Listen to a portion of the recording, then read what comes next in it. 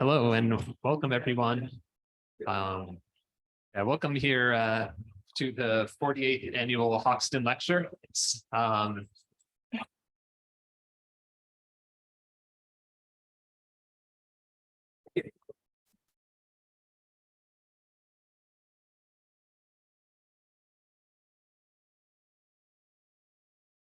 this better? Yeah. Okay. Well, hello and welcome everyone to the 48th annual Hoxton lecture. So it's just as a bit of context about who is Llewellyn G. Hoxton, after whom the lecture is named. I think it's worth mentioning two facts about him, which I learned from a nice history written by Michael Fowler in attendance. So first, Llewellyn Hoxton was a member of our faculty in the early days of the Department of Physics, and he had two remarkable achievements. One was that he was chair from 1906 to 1948, stretching 42 years. So that sounds pretty impressive. And I think to put it in context, though, for a significant number of those years, he was the only permanent faculty in the department, which I think would make being department chair a bit easier. And the other thing about Hoxton was that he was, very enthusiastic about teaching and extremely successful in introducing new ideas in physics to a broader audience of students and people in the community as well.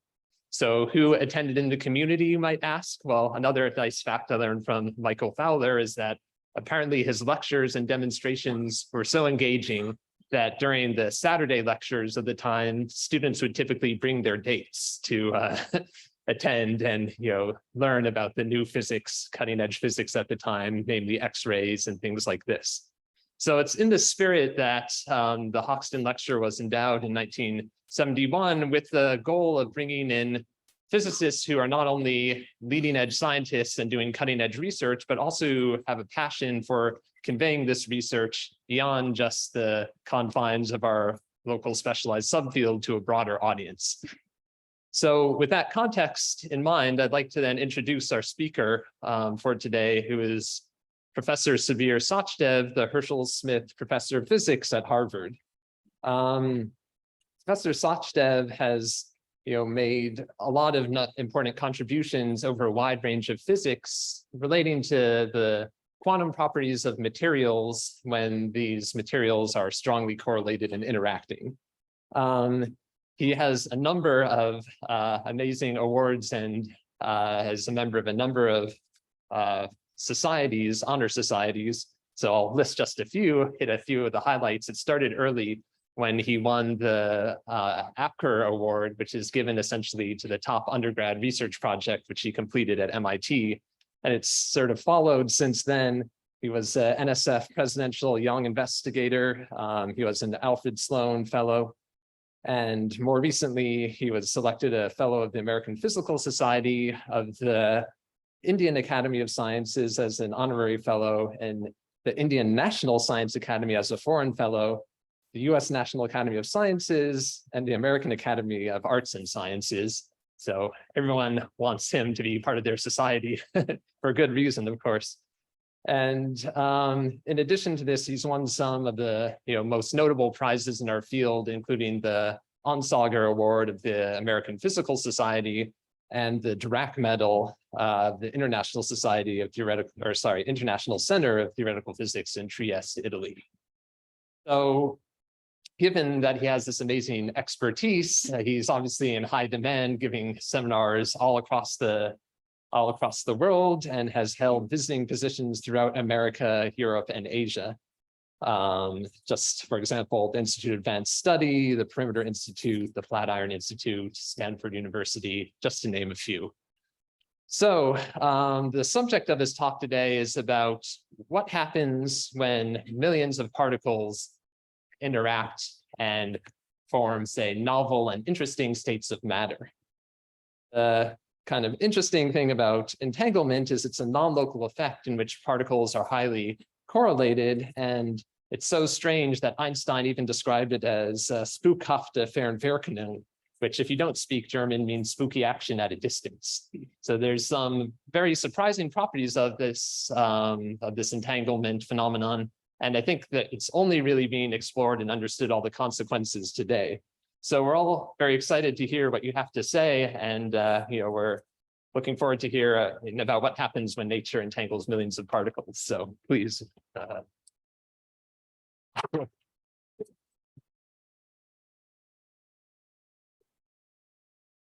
Okay, thank you very much for the very kind introduction. So that's a very tall order to stand up to the high standards set by Professor Hoxton, but I'm very honored by the invitation. So thank you very much. And I also had a wonderful day today meeting many of the faculty and some who I've known for a while, and also many of the students. Also another first is that this is the first time I'm really giving a lecture after dinner, after a few drinks. So please excuse me if I'm not able to get everything across. And it's also the first time a dog has been listening to me. So hello. So thank you. And actually, you stole one of my jokes. But anyway, we'll come to that. Okay. All right. Oops, hope this works. So I'm going to begin really with very basic concepts of physics. It looks like most people here are somehow associated with physics, but in case there are people from the general public, at least part of the talk, I hope, will be entertaining to you. So my talk is about entanglement. Is there a bit of an echo? Maybe I should move this down a little bit. Oh, it's about entanglement, and we'll get to that. But one other quantity from physics that's going to play a central role is just entropy, and of course, related to entropy is temperature. So what is entropy and temperature? I'm sure those of you who are physicists have certainly seen these words in many physics courses.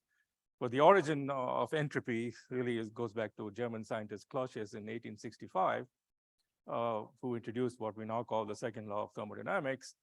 And he defined the quantity that every system has, and it's not important exactly how he defined it, which has the unique property of this is a quantity that always increases. So it sort of gives you a one-sidedness to which processes can happen.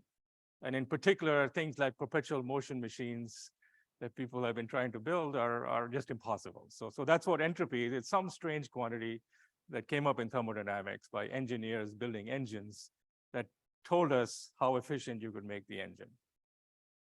And what is temperature? Well, temperature is what a thermometer reads. You just take a bunch of mercury and you make some arbitrary scales here in degrees Fahrenheit or centigrade or some other scale that you've cooked up, and you get a number. Okay, so this is what entropy and temperature were in 1865. But all of that changed with the fundamental contribution of Boltzmann, who really gave what are the fundamental understanding of what entropy is. And entropy is, as the word implies to us now, is a measure of if you wish, the randomness or the disorder in the system. So on Boltzmann gravestone, you have this statement, entropy is K Boltzmann. This is Boltzmann constant. It's only needed because Clausius defined entropy in a different way before. If Boltzmann had introduced entropy, then K Boltzmann would be 1. Anyway, so it will be 1 in the rest of my talk. All right, so ignoring K Boltzmann, entropy is the log of quantity called W. And W is really a measure of how large, given, say you have a gas with a certain pressure and volume, how many microscopic configurations of the molecules in the gas are consistent with your macroscopic measurements of its properties, like the pressure, the volume, and so on. And so there's a way of computing it in statistical mechanics. And the log of this quantity is what we call the entropy. The amazing thing about Boltzmann definition is that, in fact, it became much more precise when quantum mechanics appeared. And quantum mechanics, of course, didn't appear till the early 20th century. So he died well before the appearance of quantum mechanics. And in quantum mechanics, you know that if you take any quantum system, as the word quantum implies, it can only have certain discrete energy. That's one of the features of the quantum theory of the microscopic world. And so you can, for a given quantum system, you can compute in principle these energy levels. But often that's hard to do. And what's sometimes easier to do is to compute what's called the density of these quantum states. How many states do you have? How many allowed states do you have per unit energy interval? So that's a very precise quantity, much more precise than this W, which was a bit imprecise in Boltzmann definition. And the entropy is just the log of the density of states. So and that's the one thing I want to, it's a measure of how many states are available to you. And then from this, you can also define temperature. This won't be so important for my discussion as how entropy changes with energy. Okay. So that was Boltzmann's fundamental contribution. Now let me come to the other main idea in my talk, which is what is quantum entanglement. And the idea of quantum entanglement really goes back to this remarkable paper by Einstein in 1935, where he said, can quantum mechanical description of physical reality be considered complete? And it was very clear from the discussion in this paper, Einstein's answer was no. He thought it was no, and there was something missing. And why did Einstein think there was something missing? And what this paper pointed out is that the accepted principles of quantum mechanics, which had been amazingly successful in describing the microscopic world, from the hydrogen atom to the entire periodic table and so many other things by 1935, he still felt that there was something missing, and along with Podolsky and Rosen. And why did he think that was not complete? Because it led to some features that seemed contradictory.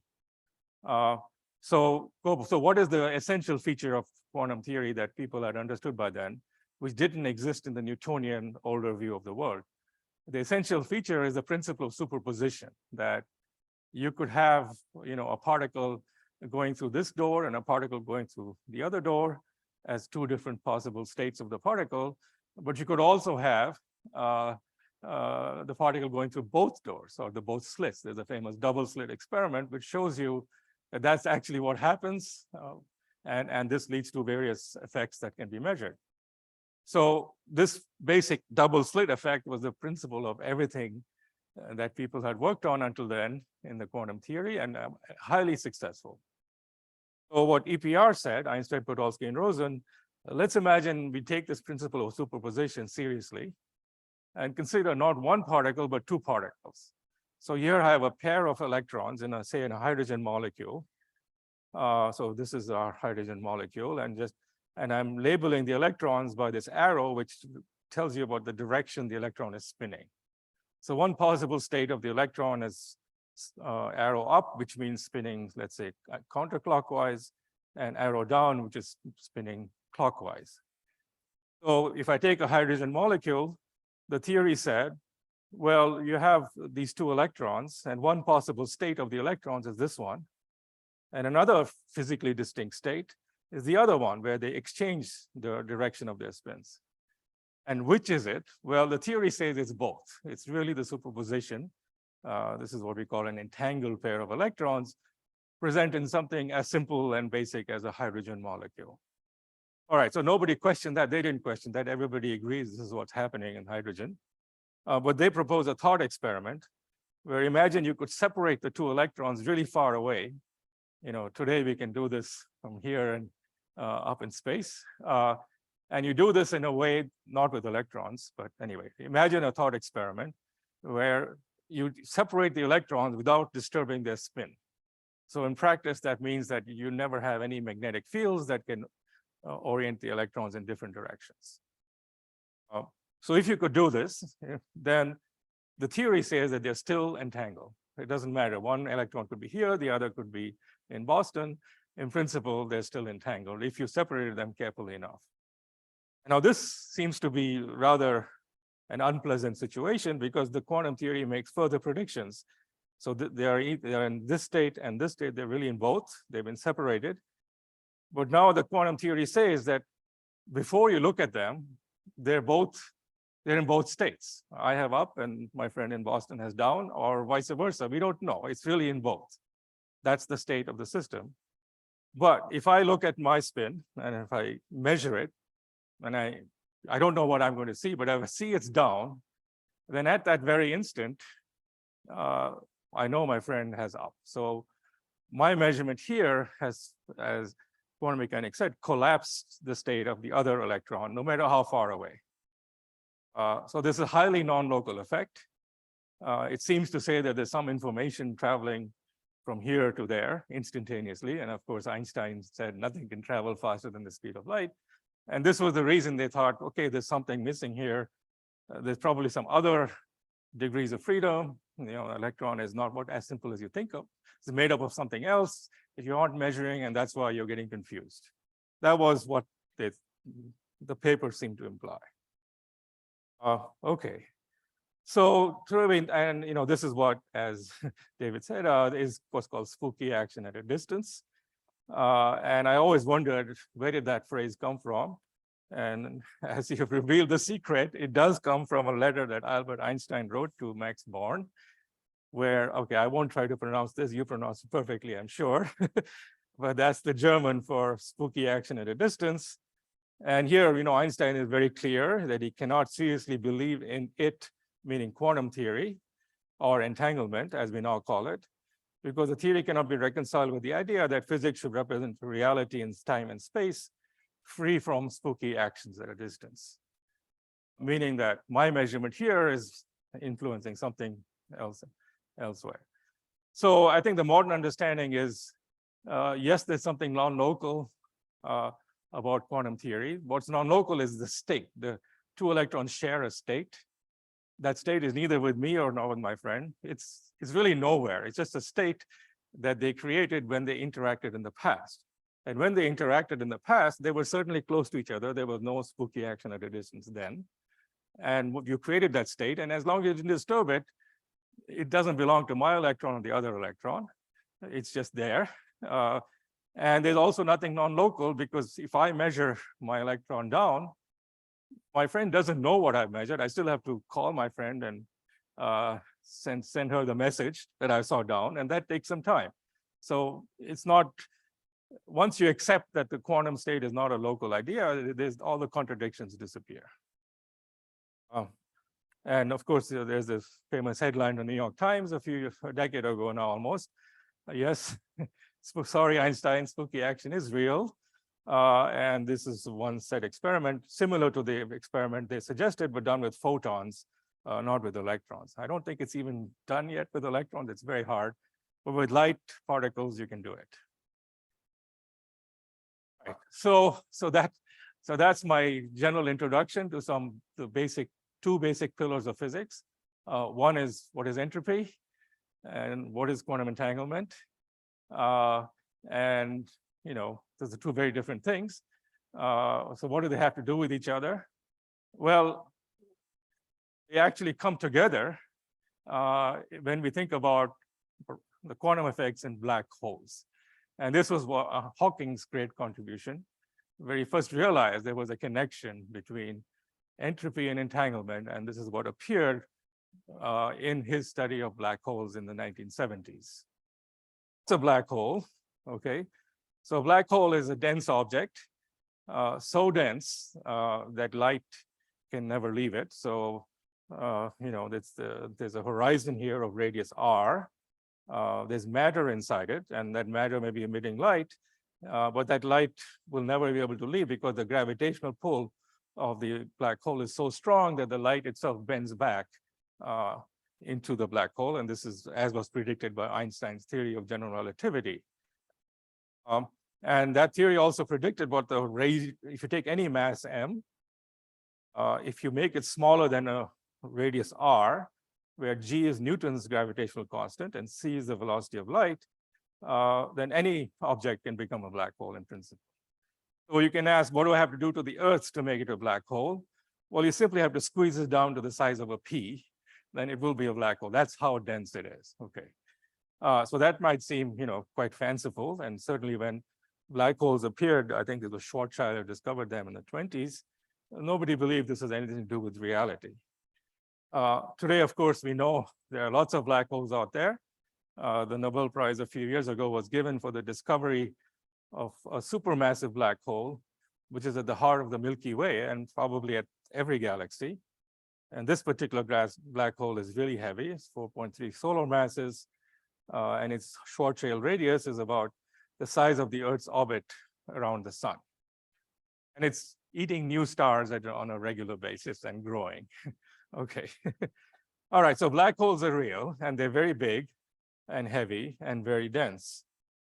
But in fact, they're even denser than I've suggested. So if you take Einstein's theory seriously, you have some star, which is, some matter for some reason, which is collected in a region. And now gravity is always attraction. So the matter is attracting.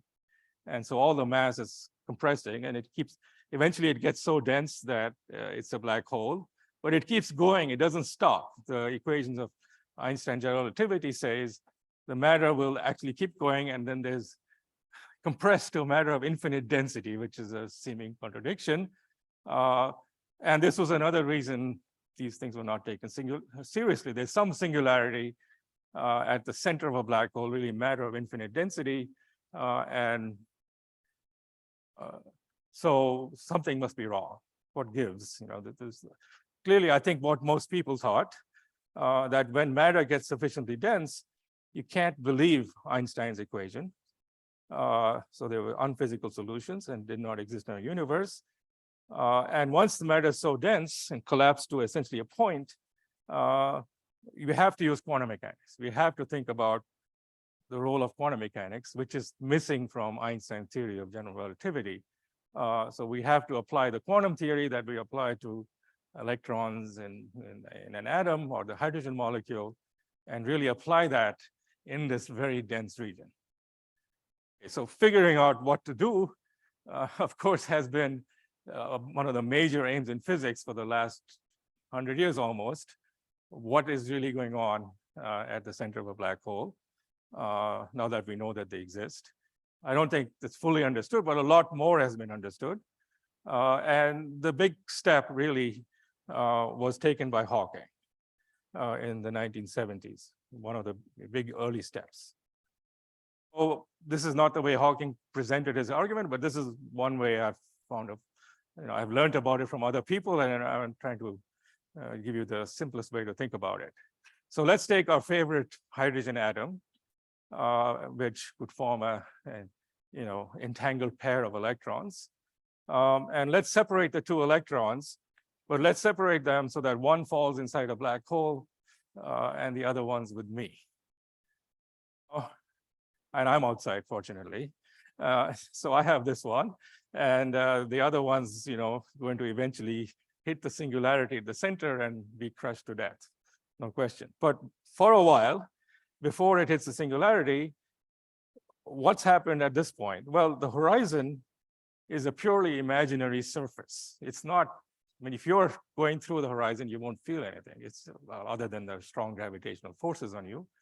You won't know you're actually crossing a horizon. It's like any other place in space-time. It's defined, sort of globally on when light can eventually escape. So there's nothing happening at the horizon certainly in Einstein's equation. There's no singularity. So it'd be very natural to conclude that the entanglement, which previously I would say, well, it could happen from here to Boston, can also happen between the inside and outside of a black hole. There can be entanglement. So the black hole is not really black. There is still some correlation, some connection between what's inside and what's outside. And that connection is, of course, entanglement. Right. So there is still entanglement from between the inside and outside of a black hole. And so because of this, then Hawking argued the following remarkable fact, that not exactly this way, that black holes, because of this entanglement across the horizon, have both a temperature and an entropy. So the two concepts I introduced in the first are actually arising because of entanglement across the black hole horizon. You can't have a black hole and not have a temperature. This is really what Hawking reasoned. And the reasoning is the one simple way to think about it is, if I have this electron in my hand, it's equally likely to be either this state or the opposite state. So because it's correlated with the other one. But the other electron is really behind a horizon. It's gone forever. It's, as far as I'm concerned here, in my view of the universe and my equations of everything in the universe, the other electron doesn't even exist. because there's no way that electron can come out and tell me its state. So any consistent theory of my universe, this electron is effectively in a random state. It's both up, it's either up or down. It's not connected with anything else. And as I said in the beginning, randomness is entropy. So there is a little bit of entropy in my hand. So then our Hawking actually managed to compute how much entropy each black hole would have. It's a very low, well, the entropy is large, but the temperature turns out to be rather low for astrophysical black holes. So no one has seen this entropy, but it's intellectually really important for understanding what's really happening inside a black hole. Inside of a black hole, in some sense, is always entangled with the black hole, with the outside part, and that gives it a certain entropy and a temperature. Okay, so, and the amazing thing is actually Hawking gave a number for this entropy. This is the Hawking entropy, I think written on his gravestone in Westminster. This is the Hawking's formula, that the entropy is the area of the horizon, the velocity of light cubed with 4 Newton's constant and Planck's constant. So this is really one of the, I think, the first formula in which Newton's constants and Planck constant, the 2 most fundamental constants, come together. So this is, very remarkable. It has a Planck's constant associated with it, as I said. The other remarkable fact about it is that it's proportional to the area.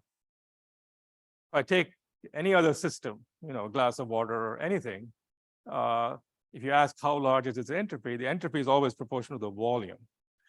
Here, because the origin of entropy is randomness due to a black hole horizon, it's really very different from the usual entropy, at least the way Boltzmann was thinking about it. But the effect is the same. There's a certain uncertainty and randomness in the states I have available to me outside the horizon. So just by doing a computation outside and really not making any assumptions of the inside of the black hole, which we don't know very much about. Certainly Hawking, was making a wild leap here, but very inspired and correct leap. He was able to, the picture was that there's a lot of entangled pairs across the area of the surface of the black hole. And this kind of explains why the entropy is proportional to the area, because the number of such entangled pairs is of order the area of the black hole, not the volume. So the quantum entanglements on the surface gives you an entropy proportional to the area. And Hawking computed this just from sitting outside the black hole without saying anything on what's going on inside. All right, but so that's quite an amazing computation, but it involved a number of assumptions which were far from rigorous, and not everyone was convinced it was correct. There's very little doubt that Hawking was correct. But there were a number of questions that you can now ask. In particular, we understand entropy, as I said at the beginning, as in quantum mechanics, as the density of states. You have some quantum system, you find its energy levels, its quantized energy levels, and just compute how dense they are. And then the logarithm of that density gives you the entropy. So here, Hawking's give us an entropy. What are these states? What is the density of states as a function of energy, for example? Hawking really had nothing to say about it, or even what these states were, what are the degrees of freedom? Because in a sense, to know all of that, I have to know the quantum theory of what's inside the black hole, which even today we don't have. But nevertheless, you can compute certain things, as I will, as Hawking showed. So string theory, rose to this chest. So this has been a question which is, major question, open question in physics since the work of Hawking in the 1970s. And string theory rose to the challenge. And for certain black holes, they were actually able to compute the entropy and actually have a bunch of states. But these were rather artificial black holes. They had what's called supersymmetry. That's a technical term referring to certain types of quantum systems that have extra bits of symmetry, which may exist at very high energies in a universe, but certainly don't exist at low energies. There's no sign of it yet in any low energy observation. But they assumed that the universe was completely supersymmetric down to low energies. And for that case, they could count the density of states. And indeed, they found the right answer and checking Hawking's proposal. This was by Strominger and Waffa, so a great achievement. But they also found that these states, in fact, had all the same energies. If you don't know what the delta function is, just a statement that actually there are a whole bunch of states with the same energy, a gigantic number of states. E to the S is really huge because the area of the black hole is really large. So there's a gigantic number of states, but all have exactly the same energy. Okay, maybe that's the way black holes are, but that is what string theory said. Okay, so anyway, so today we have a better answer to this question, and it's come from a totally unexpected direction, which is what I'm going to turn to now, which is really been my interest, which is studying much more humble systems of just electrons and little materials you find in the lab, rather than these glorious black holes, which are extremely mysterious. Right. So really, to make progress in this question, I think many people realized also from the work in string theory that we really need a more systematic understanding of what is entanglement. So we understood entanglement of two particles, but in a black hole, you're talking about really an infinite number of particles, essentially. So you have to understand what are the forms entanglement can take when you have really large number of particles. That's still, on the whole, a very open question. There are different types of entanglement that are starting to be understood. And one type that I will talk about has my name on it, and it turns out to be very useful to understanding black holes. But that's not the reason I introduced it. I'll say a little bit later about what my motivations for. Okay, but let me just describe this. But here, let me step back a little bit, also back to 1865, coincidentally. There was a chemist called Kekule who did actually introduce what we would now call 6-particle entanglement. So Kekule was thinking about the benzene molecule. So benzene molecule is a ring of 6 carbon atoms. And chemists knew at that time that each carbon atom can form a certain type of bond with only one other carbon atom. So if you have 6 carbon atoms around a ring, then what is it doing? And he said, so Kekule proposed an answer. He said, discover the ring shape of the benzene molecule, having a daydream of a snake seizing its own tail. And what he said was that it could be this or this, but it's really both. It's resonant, as his word was resonance. It's resonating, back and forth between these two configurations. Today, we would say that when 2 carbon atoms form a bond, just like in hydrogen, the hydrogen molecule, it's an entangled pair of electrons. Each bond represents 2 electrons entangled. But benzene is in both these situations. So it's really a configuration, of 6 entangled electrons. Of course, quantum mechanics was invented in 1927. This is 1865, but somehow, chemists had the right idea, and this is what we'd say. So this is 6 entangled. So this is how you start entangling more than 2 electrons. You just do it kind of in a hierarchical way. That's one way to do it. Okay, so I can say that I had a spooky dream based on this ancient Indian game of snakes and ladders, where every site can entangle with every other site. Okay, so that's really the SYK model. So now I'll describe the model. So imagine you have a bunch of atoms here, each of our sites where electrons can go. So there are some random positions. There's 19 sites here. We're interested in the limit where the number of sites goes to infinity. And I occupy them with a few electrons denoted by the purple circles. So this is one quantum state of the electrons. Now I'm going to mix in other states and entangle them all together. So in quantum mechanics, when you have one state and then there's another state, there's something we call a transition amplitude. So if you go from this state, for example, these two electrons on sites 11 and 12 can move to sites 5 and 14. And the only rule of this model, I won't go into the reason how we cooked it up. The only rule of this model is that the electrons always hop in pairs, make transitions in pairs, and that entangles them. That's really the whole purpose, is to preserve the entanglement, and you don't want one electron just running off on its own. That spoils the game. So if you forbid that, you just have the electrons always move in pairs. So there's some amplitude for this 11 and 12 to move to 5 and 14. And that's associated with some number. It will depend on all the details of exactly what I'm studying, where my electrons are and where they're sitting and how they're interacting with each other. Anyway, so, and what other nuclei are nearby. So there's some number that will be associated with this process. So I can now pick any process I want and associate a number with it.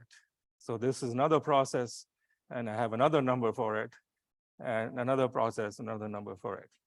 So in principle, once I give you this sequence of numbers, these U's, I have specified, if you wish, the complete equations of motion of the system. And you could go in and predict the future of the universe, or at least the future of this little set of electrons. Except you can't, because it's too hard. The number of the equations you have to solve are so large that even the best computers, you couldn't do it for more than about 30 sites. Just way too hard. The number of possible states grows exponentially, and there's just no way to do it. Maybe someday someone will have a quantum computer to do it, but even that could be quite hard. Anyway, so you can't do it. And so you have all these electrons which are hopping around and entangling with each other in this way, and I can't predict what's happened. And what we realize is, if you make a simple assumption that these numbers are statistically independent of each other, they're just some set of fixed random numbers, then actually you can compute. You can solve for lots of things, essentially exactly. And this has all been now tested in great detail, and it works. So we have a complete theory of this set of randomly entangling electrons, with the only assumption that these numbers have no particular pattern. They're just kind of random numbers. They don't accidentally happen to be all equal to each other or something. So that's really, with probability 1, you can solve it, with the only proviso that you don't allow a single electron to run away to infinity. That is also understood now, but that's a bit more complicated. Okay, so that is the entire model. That's it. Nothing more to it. I've described everything. You also have to remember that these electrons obey what's called Fermi statistics, that they can't occupy the same state at the same time, and that's also important to the structure of the results. Right. So from this, you get a solvable model of multi-particle entanglement. And what you find then, in this case, the electrons are entangled so well with each other that they completely lose their identity. That if you perturb the system and try to move some electrons around, you won't even see the electrons at low energies. You will just see some entangled soup moving. So of course, we want to do better than that, but it's really a model which gives us toy model, let's call it, that gives us an example of a system that we can understand very well, where the electron has completely lost its identity due to entanglement. So that's the model. And so among the things you can compute, and I apologize for the little bit of math here.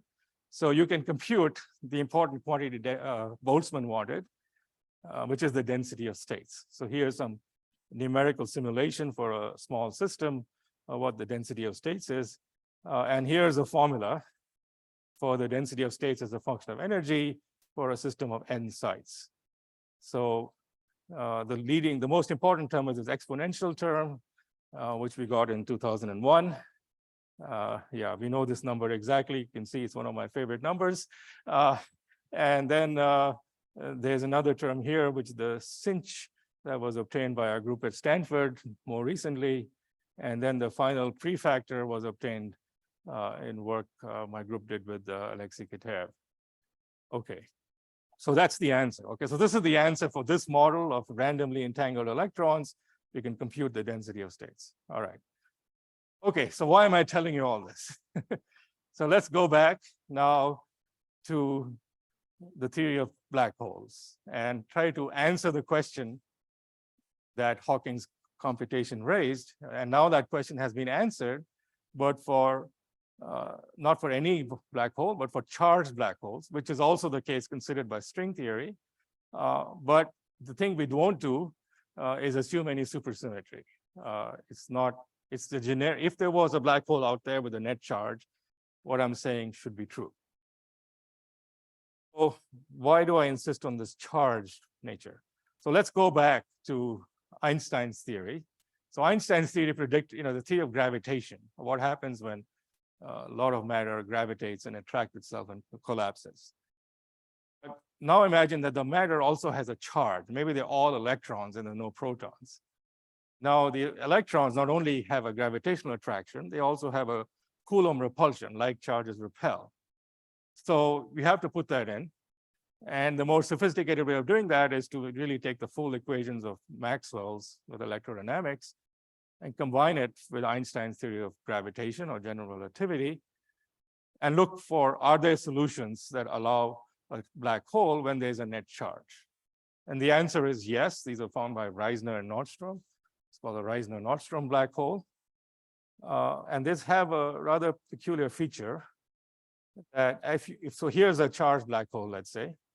And if you happen to be falling into it, so zeta is your radial direction as you're falling into it, and x is the angular direction, what you'll find is that as you get closer and closer to the horizon, all the excitations along the angular direction, which have higher angular momentum really, become rather higher in energy. So for all practical purposes, if you wanted to fully understand the quantum theory of gravity near a black hole, it'd be fine if you just ignore the x direction.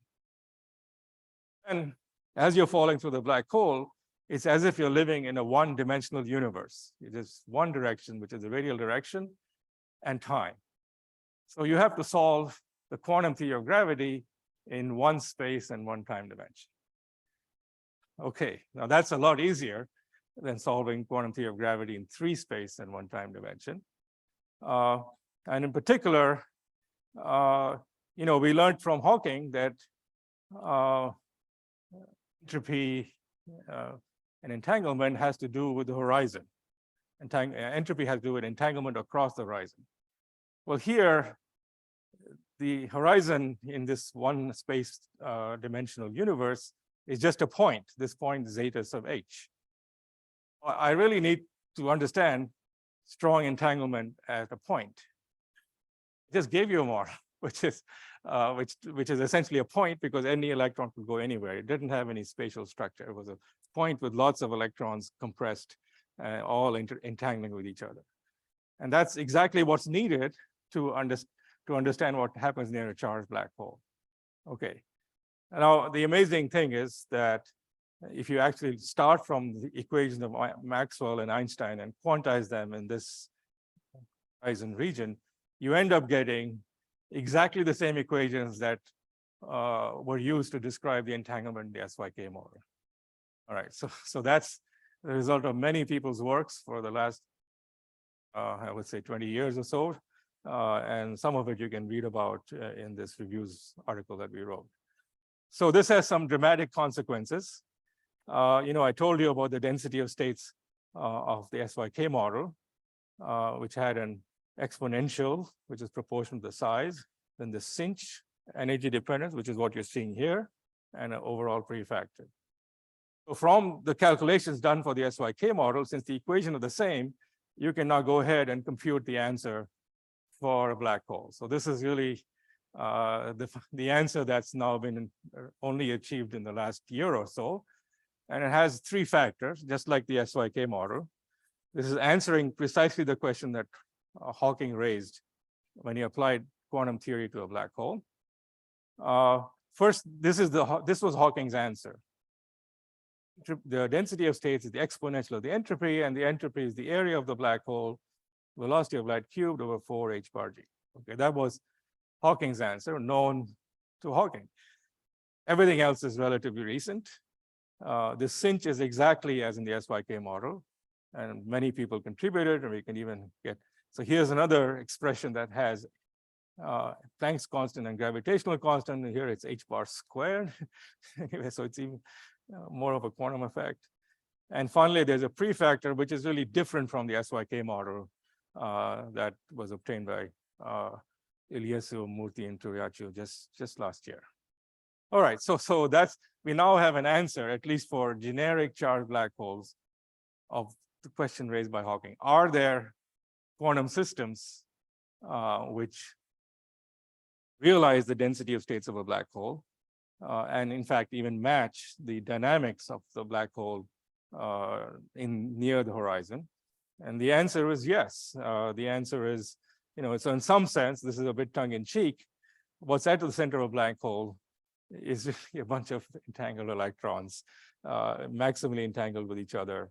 In reality, it's probably more complicated than that, but that simple model is enough to give you the answer of at least the density of states. And there's been a lot of work on how black holes evaporate and how that process is consistent with quantum mechanics, and that's all built upon these type of methods. Right. That's really all I have to say about black holes. In the time remaining, I want to go back to my first love and what I was really thinking about when I introduced what's now called the SYK model. And how am I doing with time? 10 minutes or something? Okay, great.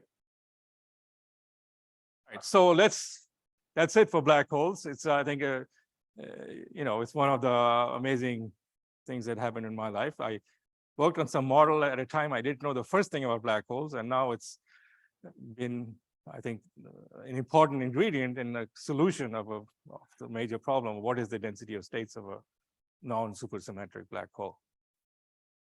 Okay.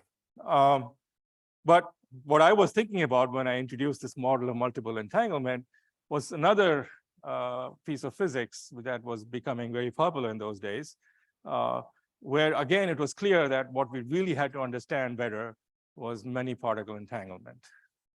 I don't have enough time to really go through all of the details here. And here the connection to the SYK model is not as straightforward as it was for the black hole. Okay, strange as it may seem. But anyway, so let me give you some idea of why we need to understand entanglement, not just for black holes, but also for rather mundane and even practical things. So if I take the key ingredient of any electronic device is a copper wire which carries current. And so there's electrons that are moving around and carrying the current. And if you want to do a theory of how this current varies with temperature and the length of the current and many other things, for the most part, you can just treat the electrons as unentangled. They're just essentially independent particles, and you just have to understand how one particle behaves, and that tells you how the collection of them behaves. It's been a highly successful approach to really essentially every electronic material that we know, everything, the semiconductors, copper, everything, superconductors even, really fall in the category of states you can treat very well, starting from the one particle picture. But then there was this discovery in 1987 of what are called the cuprate high temperature superconductors. So this is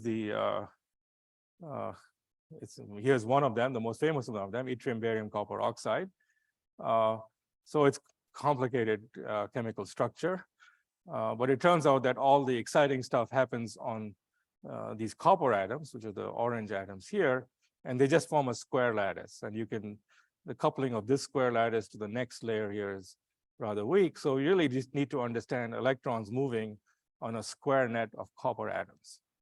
It's a ceramic, here's a little piece of it.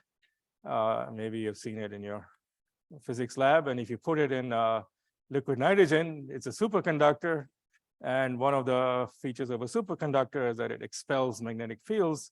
And so if you put it on top of a bunch of magnets, well, it's just going to float and until it falls. Why does it fall? Because it's become too hot. It's, if you kept it in liquid nitrogen, it just keep going, apart from the air resistance, of course. Anyway, so these are just not ideal. So here's actually the web page of a company in Boston called Commonwealth Fusion Systems. So what's good about these magnets, of these superconductors, sorry, that they're useful for creating very high magnetic fields. And where do we need high magnetic fields? We need high magnetic fields to get fusion energy. You have to take, protons and deuterons and tritium and so on, and really put them in a very tightly magnetically confined plasma. So this is something that people have been trying for decades, and there are many international efforts.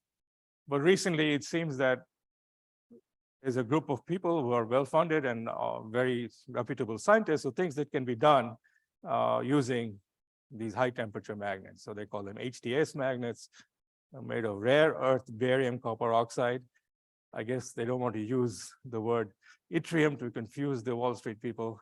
But anyway, so here's your superconductor, and in there will be a plasma. Well, all right, who knows whether this is going to work? And but this is certainly one of the most promising efforts, and even a small fraction of this is true, then my lifetime of working on these materials would have been worth it. Okay, all right. So here's what we call the phase diagram of this material. So what you can vary is the concentration of oxygen, which sits actually outside the copper layers. And so that's the horizontal axis, and this is temperature. And so for a certain concentration of oxygen, you get this high temperature superconductor, which we notice is, almost 100. In some cases, it's above 100. And so above, it's superconducting at liquid nitrogen temperatures, which was definitely a first, and it's still the only confirmed case of superconductivity at liquid nitrogen temperatures and ambient pressure. Okay.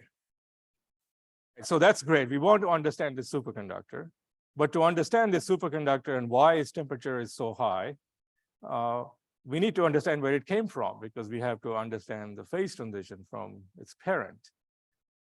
And so this region up here is where a lot of our effort has gone into understanding. So if you look out here where there's no superconductivity, well, it just looks like copper. You just study it and you find all the properties are similar to copper. So no big deal. Independent electron picture probably works there. But we're not interested in that region. We're interested here. And if you look here, well, strange things happen. And physicists not being very imaginative, we call it a strange metal. We definitely need a better name. But anyway, that's stuck. So what are the strange things that happen? So one of the strange things, for example, is that if you look at the resistivity as a function of temperature, it's completely a linear function of temperature. And this is the superconductivity where the resistance goes to 0. And this is not what would happen in any traditional superconductor or metal. It would be quadratic. And okay, this is just one of the most well-characterized things, but there are many other properties. So from studying such things, I mean, the community concluded very early on that this strange metal was a very strange beast. And in fact, it had to do with the entanglement of the electrons. The primary assumption behind really the entire field of solid state physics, that you could treat the electrons one by one, failed. And you really have to think about some entangled soup of electrons moving together. And that pretty much was my motivation in introducing the SYK model in 1992. When these data was already available then. Okay, but so I'm running out of time. So I'll just give you a little bit of a picture of how we are starting to understand the strange metal, and the SYK model has played really, at least in our efforts, a key role. Oh, let's start from this particular region, which is called an antiferromagnetic insulator. What's happening there? Well, there, if you look at the system, these are the copper atoms. And it turns out there's just one electron that's important on each copper atom. What they do is form what we call an antiferromagnet. So this is in some sense the opposite of a ferromagnet like iron. In iron, what happens is the electrons all line up in the same direction. They're all spinning in the same, clockwise, let's say. And that's what leads to the ferromagnetic properties, the fact it's a magnet that attract each other. Here, it's an anti-ferromagnet. The spins do a lineup, but they line up in this checkerboard pattern. So the black squares are down and the white squares are up. That is literally what they do, but you can test this by neutron scattering and other probes. That's what the spins are doing. And these spins, unlike my favorite EPR pair, are not entangled. They're really just frozen in this configuration, and it's relatively easy to understand the dynamics of such spins. Okay, but now we want to go from these frozen spins to the strange metal and the superconductor, really. And what we believe, and I think many others do, is that the way you go through there is to first understand another state of spins, which is called the spin liquid. What is a spin liquid? Well, a spin liquid is where you start with this antiferromagnet and pair up the spins in EPR pairs, just like you think of each copper atom as a hydrogen atom, and that forms a valence bond, which is an EPR pair with some partner. Now the situation is just like benzene, except you have an infinite number of carbon atoms. In benzene, there were just 6, and they were dancing around like this. Here, there's a much richer dance. They can exchange partners many, many ways, and there's really essentially an infinite number of such. So this state here is what we call a spin liquid, which has really entanglement of all the electrons built hierarchically out of these entangled pairs. The spin liquid state is not yet a strange metal. To get a strange metal, you have to change the electron concentration, meaning you have some empty sites. And now these empty sites can move around, and then the entanglement gets much more complicated. And sometimes the empty sites pair up and you get superconductivity. So that's my 2-minute or 1-minute version of 20 years of work, and which is still not complete. But really, it's not more, it's just understanding this process that I've described. I mean, I'm not putting anything under the rug, much more carefully. And in particular, by understanding of this process, we have, and this is work with Avishkar Patel, who is a postdoc at Flatiron Institute, and my graduating student, Hayu Go, and a postdoc, Ilya Estelis, who's now moving to the University of Wisconsin. We think we now have a theory of a strange metal. And the key ingredient in this theory is, again, just like in the SYK model, and we were very much inspired by the things we learned from that, is a random interaction. So what the SYK model has was interaction, which was a random function of the positions of the electrons. Here, the positions are not as random, but you can imagine that there's some kind of emergent degree of freedom which mediates entanglement between the electron. And that's what this wavy line is supposed to represent. And so there's kind of so electrons can scatter off this kind of emergent excitation, and this coupling you take to be a random function of position. Once you do that, the strange metal pops out. So that leads to a description of a slightly different form of entanglement that can give you the observed properties. Okay, that's very, I really haven't explained that, but that's the best I can do since I am over time. All right, so to recapitulate, I've talked about many things, but really in the end, the central theme is many particle entanglement. And in particular, I talked about my favorite model of many particle entanglement, where essentially any electron can entangle with any other with a random amplitude. And amazingly, you can then solve for the many particle wave function and really learn many of its properties, essentially exactly when the number of electrons is very large. And what we have found is that the equation describing this entanglement turned out to be intimately connected to the strange electrical properties of YBCO, as I just described, because YBCO has also some entanglement with some spatial structure in it. And so there is that, and adding that spatial structure to the SYK model is what led to our theory of the strange metal. And that's in one set of variables, we're really dealing exactly with the electrons. But there's what we call a duality in some sense. There's a dual picture where we start from Einstein's and Maxwell's equations and quantize them. And they turn out to be just dual in the sense of, I guess we discussed this afternoon, what I call Kramer-Zwonier duality. It's a generalized version of that. So the same sort of entanglement that's present in the SYK model also gives us a peek, let's say, I shouldn't say describe, it's too strong, gives us a peek into the interior of what's inside a black hole. And that's it. Oops, thank you.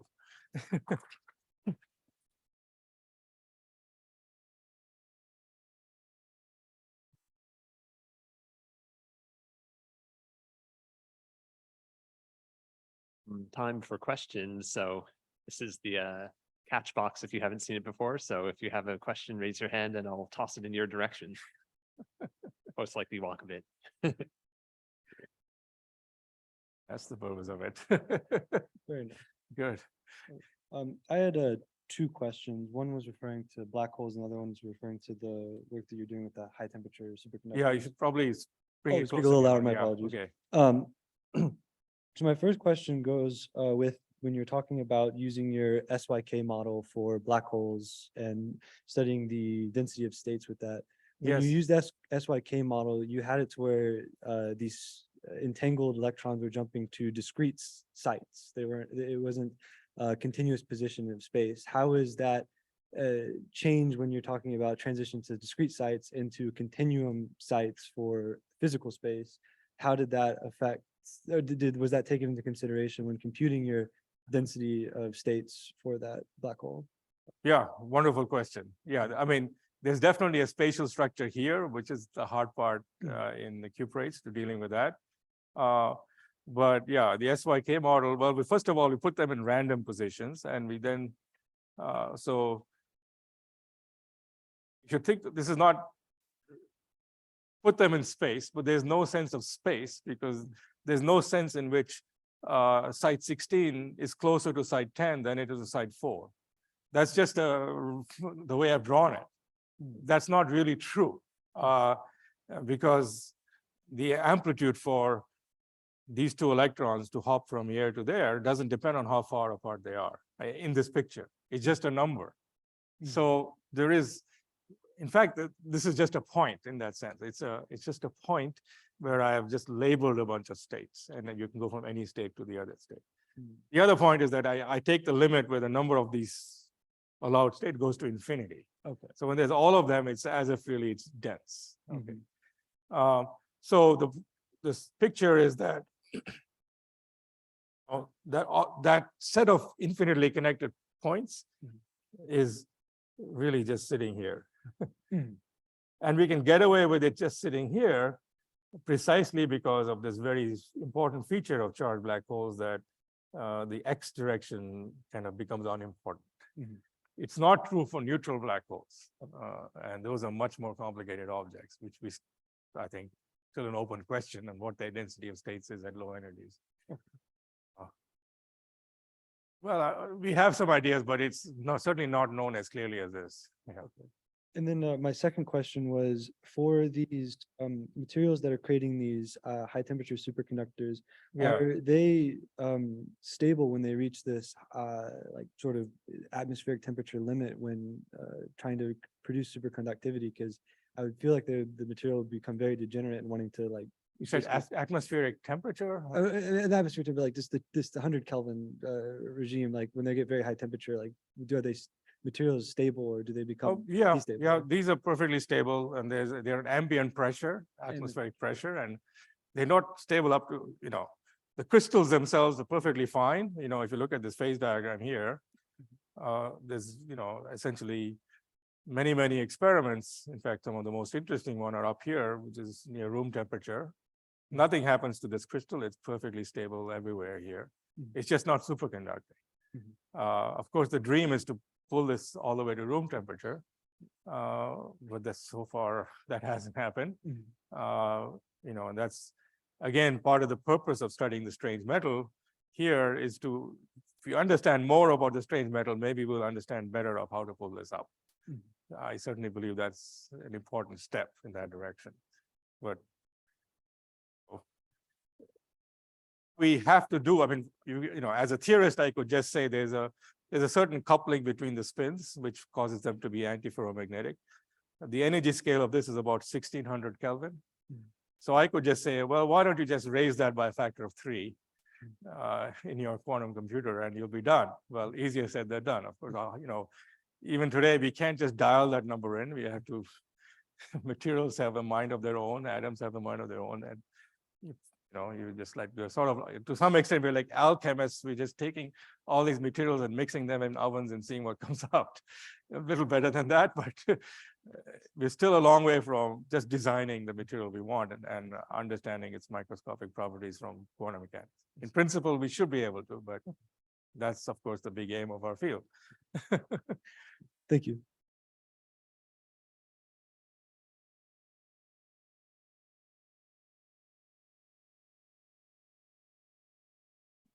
Quick question. I'm a bit confused. You described how in the charged black hole case, the problem reduces to one dimension, right? Yes. But then your expression for the entropy has in 3 places the area of the black hole. Yeah. So how did that happen? Yeah, so there is a overall factor, which is the size. So the important, I was a little bit glib there. The point is that the angular direction doesn't matter, which means that you take what's called the S wave state. You just integrate over the, it's the higher angular momentum modes that you neglect. So this point really is describing the whole surface, but there are no independent excitations around the surface. Right. So there's an overall factor of just the area of the black hole. While I have this thing, do these really exist in in the universe, charged black holes, or is it like?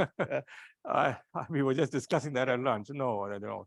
I mean, the problem is that matter is neutral, and the Coulomb force is so much stronger than gravitation that anytime there's some positive charges or negative charges will be drawn in. And so it's not like when matter falls into the black hole, there's preferential separation of charge or anything. You don't expect that. I mean, everything is in the net. You know, suppose a black hole emitted a lot of protons, became negatively charged. And there's probably enough protons, the interstellar medium will be immediately, attracted back. Okay. Yeah. Thank you.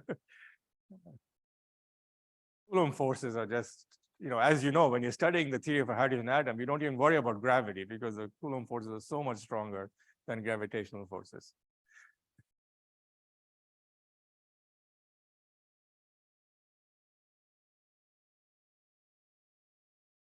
So can you go to the expression for the charged black hole again? Yes. For the density of state? Great. I should probably say that this particular expression was first written down by me, but although the results were there in the literature. Yes, go ahead. Yeah. I was just wondering, I don't see the charge anywhere in the equation. The charge is what determines the area. So I erased exactly that formula. So if you take a charged black hole and you lower its temperature, go to a very low energy state, it automatically becomes what's called the extremal black hole. So there's a relationship between the mass and the charge and the area. They're all tied to each other. So there is an expression for the area in terms of the charge. So if you know the charge, you know the area, and you plug that in here. Yeah, good question. I did have it there, but then I decided I dropped it last night because as sort of a public lecture, I don't want an extra equation, but okay. So it's 2 times G times Q squared or something. That's the area of a charged black so hole. what do you mean by the low temperature limit? Well, so, black hole is a thermodynamic system as is the Hawking taught temperature us. is the temperature independent of the mass and charge of the No, black it hole? isn't. Yeah. There's an equation of state that relates the temperature of the mass and the charge. Just like for a gas, there's an equation of state that relates the pressure, the volume, and the temperature.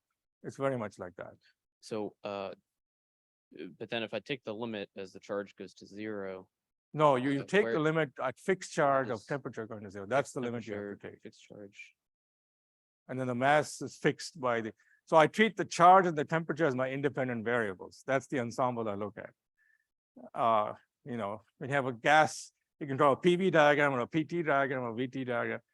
I want to draw a TQ diagram, and the mass is a dependent variable. Okay, and I fix the charge and I take temperature to 0. That's when I get the low energy states.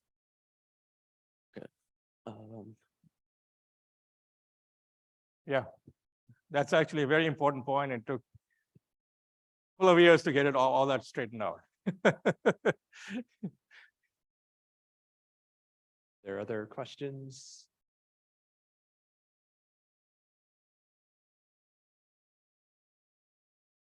Hi. Are you, for the phase diagram for the high temperature superconductors, Yes. are you also looking to use the SYK model to like describe the density of states of different phases of the superconductor at different temperatures? No. So at best, I'm going to use it to describe the strange metal. Okay. And well, and okay, so the history is, rather peculiar. The strange metal was discovered already in the by 1990, it was clear that there's this strange metal around. And I started thinking about it and I said, well, this problem is too hard, so let me just make a toy model of randomly entangled electrons. That was in 1992. And, it stood there for a while. And then that, that's my good luck, I suppose. Exactly that toy model, which I thought was a toy, turned out to be just the ticket to understand black holes. But it was still a toy for strange metals. So you have to really take a more serious model, which puts in, all of this physics that I was showing you, of these entangled pairs, and you have to put in the square ladders, you have to put in the empty sides.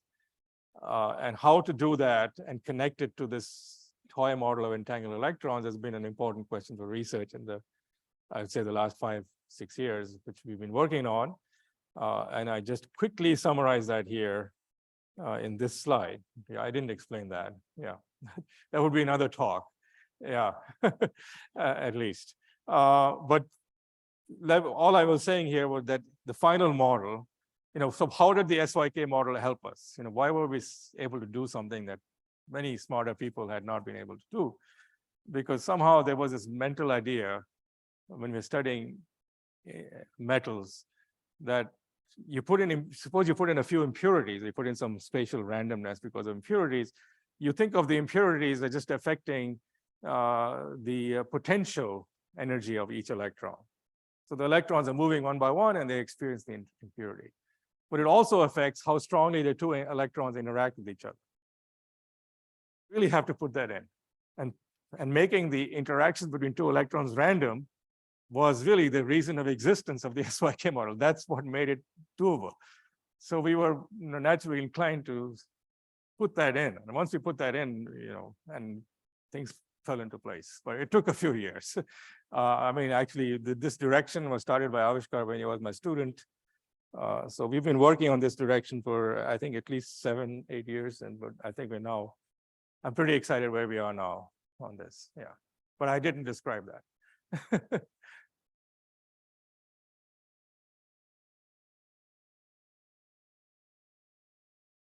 Thank you for a great talk. you. I wanted to ask if now looking back and solving the SYK model, either in the original SYK model or in the black holes, could you hand wave why the density of states has to be a cinch? And you you said that you love this number S0, which was sort of in the exponent, and it was an irrational number. But for the black holes, it had kind of nice sort of interpretation with the area and the velocity of light. So what is it in the SYK model? Those are a lot of great questions. So many questions there. Okay, so let me track them one by one. Yeah, so this is for the SYK model. So yeah, first of all, this number, where did this come from? Well, this turns out to be, so there's a certain conformal field theory structure, and this is a certain property of that conformal field theory. It's like a critical exponent or some universal critical exponent. This is what you get for this particular model. Here you're starting with the actual microscopic ingredients, which are the electrons, but it only depends on certain features of the electrons, like the fact that you have pair hopping and not anything else. That's all you need to know. The cinch was first obtained by Kotler, and the Steve Schenker was I think the leader of this effort at Stanford. I can't give you a simple explanation of the cinch. Well, I can a little bit if you wish. So suppose I have a system whose entropy, in this case, the entropy is n times S naught plus, it's a constant plus a linear function of temperature. Then as a function of energy, you'd go from the canonical to the, it turns out to be basically S of E, which turns out to be square root of 2 n gamma E. So you can plus n S naught. This is just going from canonical to microcanonical ensemble. Then the D of E is E to the S of E, gives you E to the n S naught, fine, and E to the square root of 2 n gamma E. Okay, so this is the density of states when the energy is macroscopic. Now you go to zero energy. Now you know in a zero energy limit, you have a square root, and at the Wigner density of states has a square root edge. Okay, so you want to make this a square root edge. The simplest way to make it a square root edge is to take the exponential and make it a cinch. This interpolate between the square root edge and the exponential of square root of E. And that it turns out to be the answer. So this comes from the path integral of quantum gravity. To get the cinch, you have to do quantum gravity. That's the amazing thing. So to understand this bunch of randomly interacting electrons, to get its density of states, you have to really do a quantum gravity path integral, which is called the Schwartzian integral. And yeah, it was first done by Kotler and many other people with different ways of doing it. So there's no question this is correct. It's been checked numerically and so on. And then the amazing thing is, in this case, you know, the point is that in the end, to get this answer, Principal Hawking could have got this answer. He just didn't, or, you know, 50 years of work, none of the quantum gravity people got the answer because they just didn't know where to look. Once you had the example of the SYK model, suddenly everyone could do it because they had all the tools. So here what you do is you start from the Einstein-Maxwell equations, you take the near horizon limit, it becomes you derive a theory in the near horizon limit, which becomes a two-dimensional quantum theory of gravity, and you do an exact path integral over that theory. Now that path integral you get, the Schwartzian path integral, is the same integral that first appeared for the SYK model. So, and you can really show how this happens. So in some sense, unlike the ADS-CFT duality, this duality, you can actually show it, you can prove it. You can start, you know, this picture here. Oops, yeah, that picture. You can start from electrons with random interactions, or I can start with Einstein-Maxwell's equation. I can quantize both of these and show that the theory is the same. It doesn't mean that there's actually random interaction inside a black hole. It doesn't mean that. It just means that there's a certain universal structure which is independent of the details. Right. Only depends on a few things.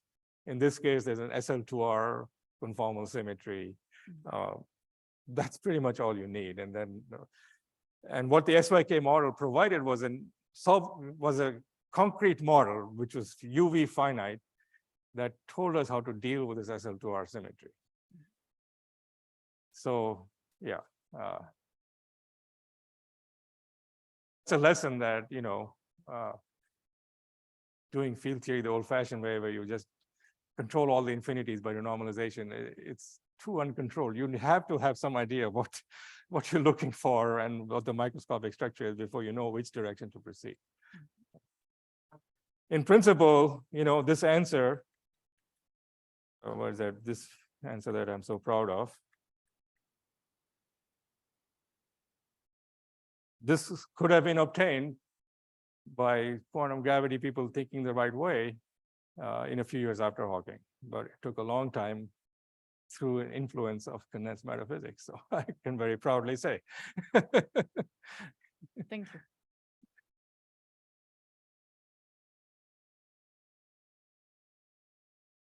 There any other? So now that we have this form for the sea of states, what does this let us calculate that we couldn't calculate before? Yeah. Well, you calculate, the temperature dependence of the specific heat or the whole thermodynamics of the black hole. But these are very small quantum corrections that LIGO is not going to detect any day. Maybe someday there'll be some very tiny black holes from the early universe. Dark matter may be made up of black holes, and this could be important. Who knows? But there's also another thing, which I haven't described at all, which I personally was not involved in. There was question of, a black hole evaporates, and eventually then Hawking said there was a contradiction because as a black hole kept evaporating, it was the radiation coming out was thermal. So suppose I had two black holes, one, they're identical to each other, but one I threw a pebble in and the other one I didn't. Could I look at the radiation and tell which one I threw a pebble in? So from Hawking's point of view, you couldn't.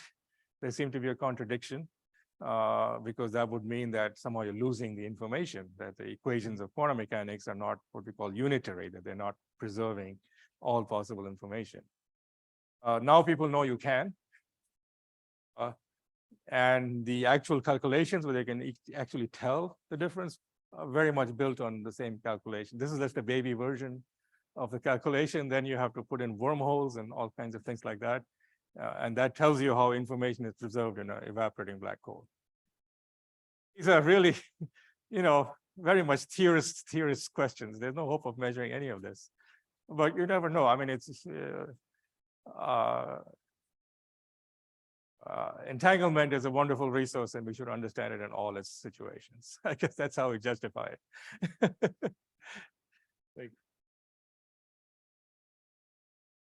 So if you go back to this kind of phase diagram you had where you introduced the strange metals, I noticed to the left of it, you have these AF insulators. Yes. Which got me wondering if there's if on this region on the left, The blue region, the pink region? the pink region, yeah. Yeah, that's where I spend my life these days. That's what the spin liquid region and how you dope it. And Okay, so yeah, sorry, that's, my question was if there was, I guess, material over there that maybe we understood better that kind of blends itself in with the strange metals as a avenue for studying them. you want another material that has the pink region but doesn't have it, Or so it seems like there's kind of a continuum of you go from ordinary metals and then you start to Yeah. approach this strange metal and then you approach this other region. Yeah, no, those are great questions. So in this system, it would be great if somehow there was a sharp transition between the strange metal and the ordinary metal. Mhm. But it's very clear from the structure of the theory to really see this. So normally when we have phase transitions, like, I don't know, iron, you heat up iron, it goes from a ferromagnet to a paramagnet. That's a transition associated with symmetry, that there's spins all line up in one and prefer up versus down, and the other they don't. So there's normal thermal phase transition are associated with some more macroscopic, as we call it, an order parameter. For this, here the difference between the ordinary metal and strange metal is entanglement. There's no symmetry associated with it. So it's pretty clear that it's very unlikely to be any kind of phase transition at finite temperature. At zero temperature, now, so this dashed line, this point PC, could be a phase transition. Unfortunately, that's inside the superconductor.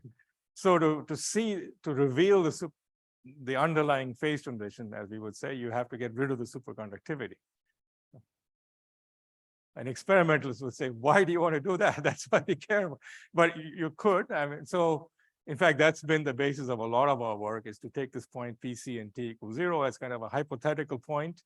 At least we can exist in a theorist world, but use it as a starting point to understand what's going on at finite temperature. But yeah, that's a great question. I mean, there's a sharp distinction between the strange metal and this metal is really vertically up in the ordinary metal and the pink region, which is called the pseudo gap. I didn't introduce that idea.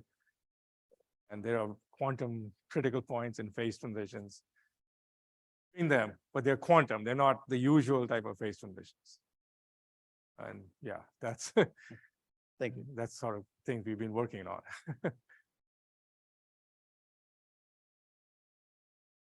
And suppress. There is no field on Earth strong enough to suppress 100 Kelvin superconductor. You can suppress a 20 Kelvin superconductor. That takes the strongest field we know. Yeah, but theoretically. Yes. If you were to do this, Yeah. then you expect the strange metal to go all the way down? Yes, yes, we do. And there is some evidence, there's quite a bit of evidence for that. In the lower TC superconductors, which have a lower TC to begin with, put in a field, the strange metal does go all the way down to 0 temperature. Yeah, I didn't show that data, but it exists. You also see the strange metal in twisted bilayer graphene. I mean, it's much more common than in these materials, although it first appeared here. It's really everywhere now. The spin liquid physics is very special to this material, but not the strange metal.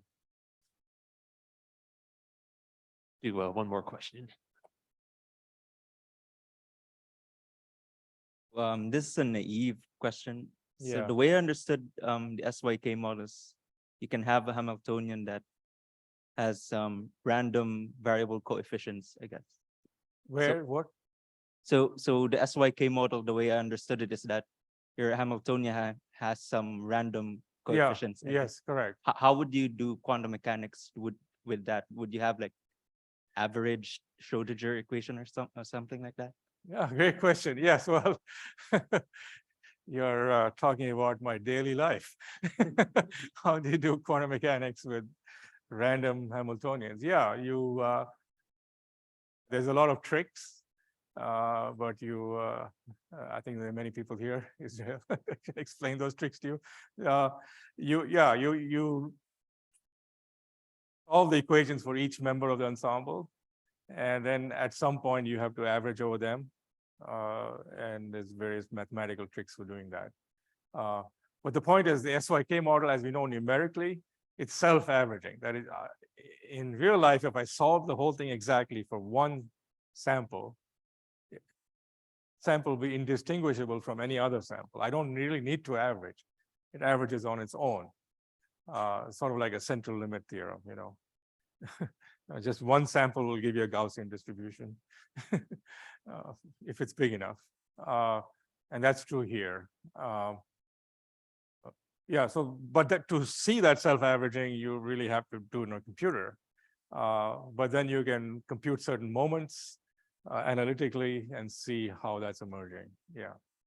So, yeah, so there's a lot of technology here, which if you read our review articles, some of it is in there. And yeah, it's taken the joint effort of many condensed matter theorists and string theorists to develop a lot of that. I think in the interest of time, we should wrap up now, but there is a reception after this, just if you go upstairs, so we can continue the discussion up there amongst ourselves. And before we conclude, let's thank Professor Sachdev one last time for an amazing talk and answering all these questions.